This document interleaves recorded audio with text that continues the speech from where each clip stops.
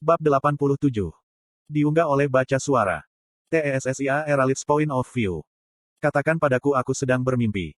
Hal terakhir yang kuingat adalah mencoba melepaskan fase pertama kehendak bisku. Kakek benar-benar terkejut setelah dia memeriksa inti mana saya, mengatakan bahwa tubuh saya entah bagaimana sudah sepenuhnya terintegrasi dengan kehendak binatang penjaga wali kayu tersebut. Aku tidak sepenuhnya mengerti mengapa Grandpa begitu terkejut, tetapi aku ingat Arthur membutuhkan waktu beberapa tahun untuk sepenuhnya berintegrasi dengannya. Apakah ini berarti saya mengejar dia? Tidak, kami hanya anak-anak pada waktu itu, tetapi ia dapat berintegrasi dengan lancar. Kakek memberitahuku betapa menakjubkannya itu. Itu tidak adil. Setiap kali kakek berbicara tentang Arthur, yang dia miliki hanyalah kata-kata pujian. Jika ada orang lain, saya akan cemburu. Tapi tidak apa-apa, dia milikku. Yah, belum. Tapi segera, dia akan menjadi. Semoga saja. Arthur yang bodoh. Saya ingin membuatnya terkesan dengan bisa mengendalikan binatang buas yang akan dia berikan kepada saya. Iklan. Begitu banyak untuk itu. Aku benar-benar gagal dan bahkan menghancurkan bagian dari kastil. Ya ampun, ibu dan ayah tidak akan terlalu bahagia ketika mereka melihat ini. Dan kemudian dia muncul. Arthur hanya harus membuat penampilannya pada saat yang paling buruk. Sekarang dia memelukku seperti aku semacam gadis dalam kesulitan. Meskipun, dengan sedih, saya tidak dapat menyangkal bahwa saya dalam keadaan menyesal. Saya tidak bisa melihat wajahnya. Saya tahu jika saya melihatnya, saya akan mulai memerah. Jangan lihat, Tess. Jangan lihat. Jangan, sial. Aku melihat. Hai, di sana. Arthur memberiku kedipan mata yang memesona. Saya bisa merasakan wajah saya sendiri terbakar seperti lilin yang dicelupkan ke minyak, tetapi saya tidak bisa. B. Tidakkah seharusnya kau menurunkanku sekarang? Aku berhasil tergagap, memberikan segalanya untuk menjaga suaraku tidak pecah. Ada binar di matanya saat dia bermain-main tersenyum kepadaku sementara dia menurunkanku. Saya tahu dia menikmati rasa malu saya.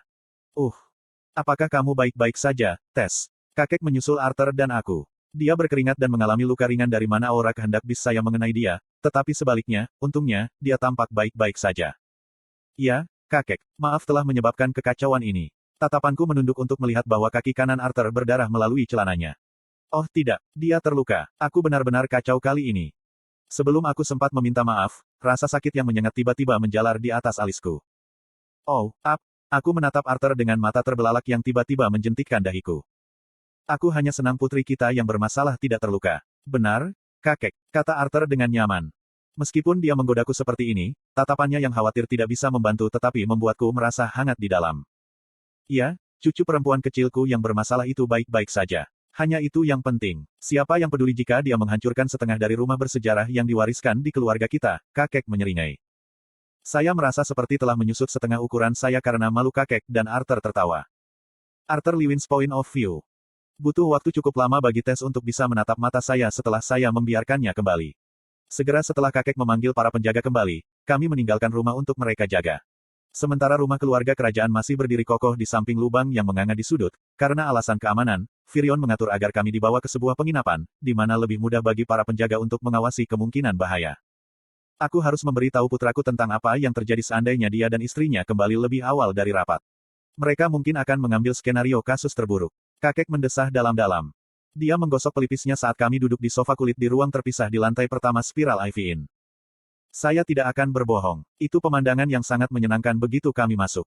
Karena ini hanya sekitar waktu makan malam, penginapan dipenuhi dengan ocehan yang tidak bisa dibedakan dan kletters dari piring dan peralatan. Begitu mereka melihat kami, rasanya seperti seseorang membisukan seluruh penginapan. Di hadapan kami adalah wajah-wajah para pekerja penginapan dan pelanggan yang bingung yang menjatuhkan segalanya, termasuk rahang mereka, ketika mereka menyaksikan mantan raja kerajaan itu, berpenampilan kusut, membawa cucu perempuannya, sang putri, ditemani oleh seorang anak manusia yang tidak dikenal. Untungnya, manajer penginapan dengan cepat berlari keluar, mengalahkan semua peri dan pedagang di dekatnya yang cukup berani untuk mengumpulkan kami, dan mengantar kami ke ruang VIP. Saya harus minta maaf untuk ini, Penatua Firion. Kami tidak mengharapkan kunjungan dari seseorang dengan status Anda atau kalau tidak, kami pasti akan membuat akomodasi. Postur manajer sengaja diturunkan, satu tangan menangkup yang lain. Bolehkah aku bertanya apa yang membawamu ke penginapan kami yang sederhana? Dia melanjutkan. Rumah itu agak berantakan pada saat ini. Kita baik-baik saja di sini sekarang, hanya ada ruang untuk kita tinggal. Kakek melambai manajer pergi setelah menurunkan Tess, yang telah tertidur dalam perjalanan ke sini. Anda hampir bisa melihat ekor mengibas-ngibas dengan keras dari manajer yang selalu penuh perhatian setelah menerima arahan Firions, dan dia mengangguk seperti anak anjing yang baru saja mendapat hadiah dari tuannya. Aku duduk di sofa menghadap Firion dan meletakkan Sylvie yang tidur, yang mendengkur pelan di tanganku jauh sebelum kami tiba di sini. Jadi, apa yang terjadi di sana, kakek? Kamu tidak akan mempercayai ini, bocah. Aku memeriksa inti mananya hari yang lalu dan coba tebak. Tubuhnya sudah sepenuhnya terintegrasi dengan kehendak binatang Elderwood Guardian. Firion mencondongkan tubuh ke depan. Kegembiraan di mata tajamnya kontras bagaimana dia berbicara dengan lembut untuk tidak membangunkan tes. Kamu tidak bisa serius. Bagaimana tubuhnya bisa sepenuhnya terintegrasi dengan binatang kelas S? Aku berhenti di tengah kalimat, mengingat apa yang dikatakan Winsome. Apakah bola yang dia berikan kepada tes bertanggung jawab atas fenomena yang belum pernah terjadi sebelumnya ini? Ada apa? Kenapa kamu berhenti bicara tiba-tiba? Tidak apa-apa. Aku hanya berpikir, kakek, itulah mengapa tes mencoba melepaskan fase pertama dari wastanya. Firion tertawa masam mendengar ini sementara dia menggaruk dagunya yang dicukur bersih. Kami berdua menjadi sedikit terdepan dalam berpikir bahwa tes akan dapat mengendalikan kekuatannya karena tubuhnya sudah terintegrasi. Sementara integrasi antara kehendak binatang dan tuan rumah sangat penting agar tubuh dapat sepenuhnya beradaptasi dengan suatu kehendak manabis, terutama untuk yang berada pada tahap yang lebih tinggi dari kekuatan mereka sendiri, itu juga semacam proses pelatihan. Melalui proses integrasi, Anda menjadi terbiasa dengan bagaimana binatang itu akan memengaruhi tubuh Anda dan bagaimana Anda bisa mengendalikan kekuatannya, bahkan jika itu hanya sedikit. Tesia mampu melewati proses yang panjang dan sulit ini, entah untungnya atau tidak, mencegahnya dari terpapar pada efek apa yang akan terjadi pada dirinya ketika dilepaskan. Tidak apa-apa sekarang karena semuanya telah beres, tetapi tes perlu lebih berhati-hati ketika menggunakan kehendak buasnya. Itu bisa berbahaya baginya dan semua orang di sekitarnya jika keadaan meningkat seperti yang terjadi hari ini. Aku kembali duduk di kursiku, mengambil melihat panjang pada putri yang tidur. Aku sedang memikirkan hal yang sama. Mungkin mendapatkan segel untuk menekan mana sampai dia bisa lebih baik mengontrol binatang buasnya akan menjadi yang terbaik. Sayang sekali tidak ada segel khusus untuk surat wasiat binatang, aku khawatir dia tidak akan bisa melindungi dirinya saat segelnya menyala. Bahkan jika itu dilepas, dia akan praktis tak berdaya tanpa mana yang melindunginya untuk jangka waktu tertentu. Firion menghela nafas dalam-dalam. Kau selalu bisa memberinya semacam artefak pelindung. Jika itu tidak cukup untuk membuatmu tenang, aku akan ada di sana juga, kakek. Aku tidak akan membiarkan apapun terjadi pada cucumu yang berharga. Oh, aku yakin kamu akan melindungi Tesia bahkan jika dia bukan cucuku, Firion memberiku kedipan menggoda. Kami membahas sedikit lebih banyak tentang kekuatan potensial yang mungkin dimiliki binatang buas Tesia sampai kami berdua terlalu lelah untuk melanjutkan. Tesia terus-menerus bangun setiap kali, sementara Sylvie tertidur lelap sehingga satu-satunya indikasi bahwa ikatan saya masih hidup adalah pelebaran dan kontraksi perutnya yang berirama.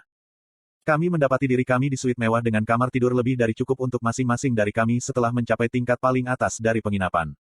Kamar-kamarnya didekorasi dengan ornamen dan pernak-pernik yang mewah dengan dinding-dinding yang ditata dengan tanaman merambat, memberikan suasana yang seperti peri di tempat itu. Firion meletakkan tes di dalam salah satu kamar dan kembali ke ruang tamu ketika dia menuang ramuan dari botol yang aku anggap semacam minuman keras. Setelah mengucapkan selamat malam untuknya, aku melemparkan Sylvie ke tempat tidur sambil dia tetap tidur, tidak terpengaruh, sementara aku mengganti jubah sutra longgar yang digantung pada sebuah kait.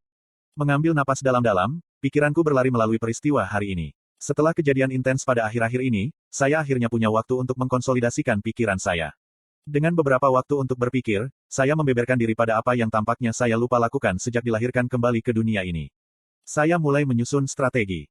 Ketika saya tidak melatih kekuatan saya sendiri, saya terus-menerus menemukan berbagai metode untuk menangani masalah saya. Sangat penting untuk membuat rencana cadangan jika ada yang tidak beres, dan cadangan untuk rencana cadangan ketika plan B keluar dari jalur. Aku benci mengakuinya, tetapi ada kalanya aku mendapati diriku mengalami kemunduran dalam cara aku menangani berbagai hal. Ketika dunia di sekitar saya menjadi semacam dongeng yang dilebih-lebihkan, pola pikir saya juga berubah menjadi seperti tokoh protagonis yang seperti anak kecil dan dangkal. Aliran skenario if then muncul di pikiran saya ketika saya memikirkan kembali apa yang saya diskusikan dengan Winsome. Jika hal-hal benar-benar terjadi ketika Asura berhasil melakukannya, maka saya perlu mempersiapkan terlebih dahulu.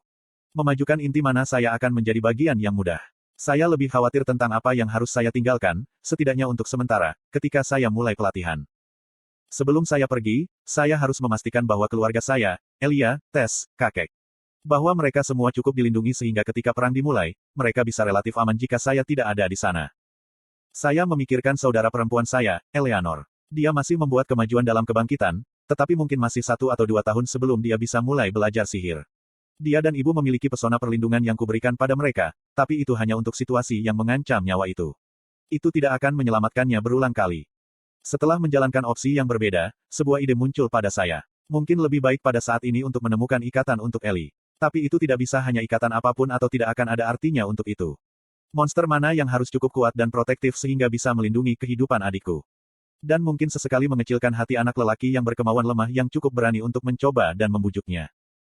Bibirku melengkung ketika aku mulai membayangkannya. Semakin saya memikirkannya, semakin saya menyukai gagasan itu. Hei, sangat normal bagi saudara lelaki yang peduli untuk mendapatkan adik perempuannya hewan peliharaan yang berpotensi menganiaya siapapun yang berada dalam jarak 3 kaki darinya. Kan?